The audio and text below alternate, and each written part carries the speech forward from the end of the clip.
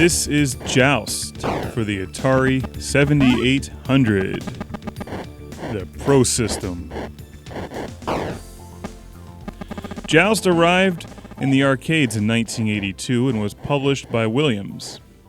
And I think this game is brilliant. I think this is one of the most ingenious arcade games ever made. Now, if we look at this game as an arcade game, it has a lot in common with another game that I really enjoy called Robotron 2084, also by Williams.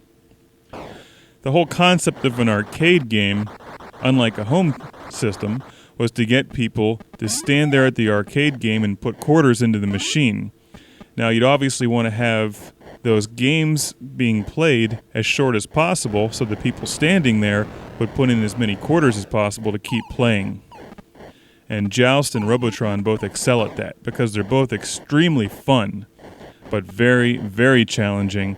And typically the games don't last that long, unlike Ms. Pac-Man, for instance, which I'm much better at Ms. Pac-Man, so I can stand there and hog the Ms. Pac-Man machine for quite some time, whereas on Joust or Robotron, you get blown off the arcade machine pretty quick, because they're very tough games.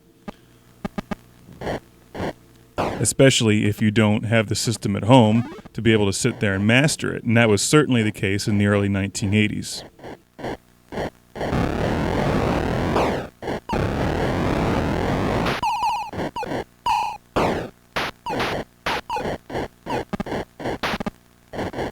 Joust was brought over to the home systems in 1983. It came out on the Atari 2600, and this version of Joust for the Atari 7800 came out a few years later in 86 or 87.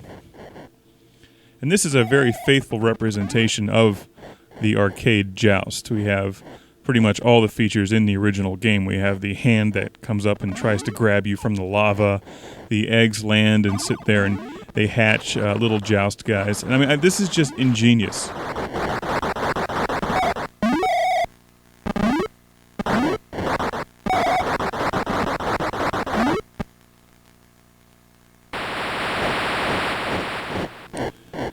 One of the reasons this game is great and unique and challenging is the way that you control your bird. You flap the wings with your button, and you just use a joystick to control it. So you have to actually master piloting this bird around screen, which is very difficult. It won't change directions instantly like in a game like Ms. Pac-Man or Dig Dug or something. It's much more challenging to get the bird to go where you want it to go, and that actually creates most of the challenge in the game.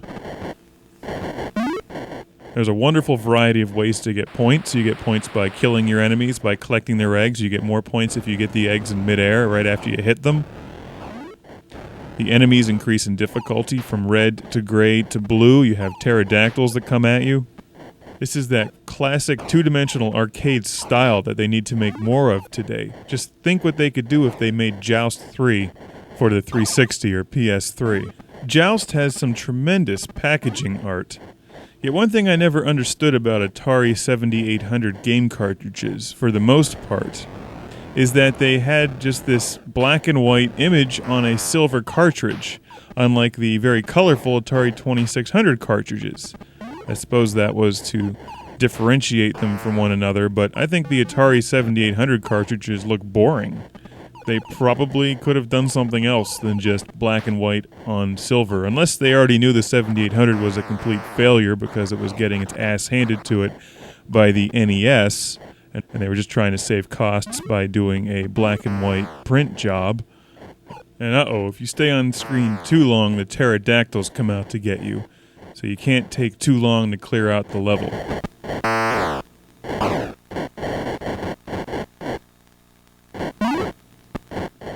For all these reasons, I think that Joust is one of the best arcade games ever made. And it may not be as famous today as Pac-Man or Q*bert, because it doesn't have like a cute central character.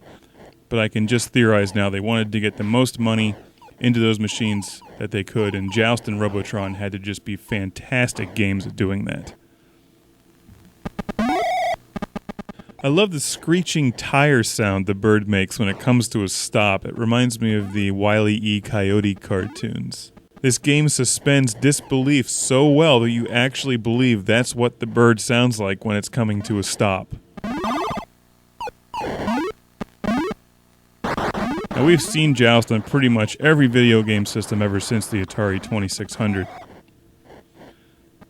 And now Joust can be played on the Xbox Live game console, and Classic Game Room HD will hopefully be reviewing that soon. But like many arcade titles, the game falls short when played with a gamepad, and especially the Xbox controller, which I really don't care for arcade games. It's pretty good for shooting games, but not so much for arcade titles where you have to mash that button. And Joust can be taxing on your button-pushing finger because you have to continually hammer away at that button, especially when you're trying to rapidly gain some height.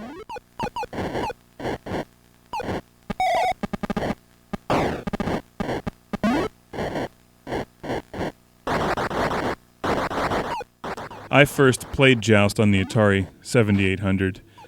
And when I grew up, I had a 7800 and a couple games. I didn't have as many games as it probably sounds now that I'm doing a review show, but in the very beginning, I had Joust, I had Robotron 2084, I had Xevious, and those were my favorite games on the 7800, and I played them a lot. So this is the first format in which I saw Joust. I didn't even have this game on the 2600. The good thing about Joust is it's a great game no matter what game system you play it on, because it doesn't rely on specifically just graphics to make it fun. It's fun because you're flying a giant bird around with a big staff trying to stab your opponents in the head, but in reality what you want to do is not stab them but land on them with your giant bird ass.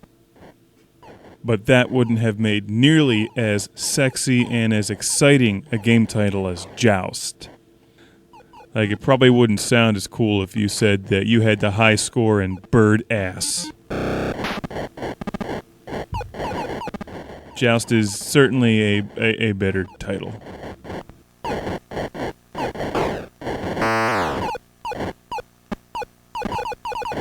Say, Timmy, what are you going to do with those quarters at the arcade? Well, I'm going to put them into bird ass. Timmy, don't ever go to the arcade again.